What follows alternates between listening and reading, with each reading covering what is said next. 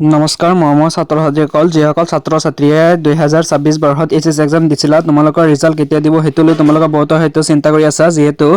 ইতিমধ্যে মেট্ৰিক পৰীক্ষাৰ ৰিজাল্ট 10 তাৰিখে দি দিলে তো এতিয়া পটককে দি দিব এইচএছৰ ৰিজাল্টটো এই ভিডিঅ'টো সম্পূৰ্ণলৈকে চালে বুজি পাবা যে ৰিজাল্টটো ডেটটো কেতিয়া হ'ব যিহেতু এতিয়া ইতিমধ্যে ঘোষণা হৈ গৈছে এইচএছৰ ৰিজাল্টৰ ডেট আৰু যিসকল ছাত্ৰ ছাত্ৰীয়ে এছএছএলচি এক্সাম দিছিল এবাৰ তো তেখেতসকলক উষ্ম অভিনন্দন জনাইছো আৰু তোমালোক আগুৱাই যোৱা আৰু তোমালোকৰ ৰিজাল্টবোৰ কমেণ্ট বক্সত জনাই দিবা এছএছৰ ৰিজাল্টটো ডেটটো কেতিয়া চ' এই বিষয়ে আজিৰ ভিডিঅ'টো বলা আৰম্ভ কৰোঁ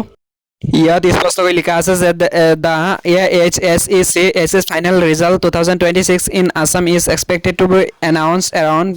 April 20, 2026. The result will be available in the morning between 9 a.m. and 11 a.m. with official confirmation. Pending result can be checked on official website including ahsec.assam.gov.in and result.assam.nic.in. ইয়াত স্পষ্টকৈ লিখা আছে যে 20 তাৰিখৰ ভিতৰত 20 এপ্ৰিলৰ ভিতৰত ৰিজাল্টটো দিয়াৰ সম্ভাৱনাটো বেছি আছে এৰাউণ্ড 20 তাৰিখৰ ভিতৰত আৰু ৰিজাল্টটো ডিক্লেয়াৰ হ'ল ঘোষণা হ'ব ধৰা 9 AM পৰা 11 AM লৈকে আৰু ৰিজাল্টবোৰ চোৱাৰ অফিচিয়েল ৱেবছাইটবোৰ হৈছে ahsec.assam.gov.in and result.assam.nic.in এই অফিচিয়েল ৱেবছাইটবোৰত চাব পাৰি আৰু care details for AHSEC result 2026 ৰিজাল্টৰ মোড হৈছে অনলাইনত চাব পাৰি মাৰ্কশ্বিট ডাউনলোড কৰিব পাৰি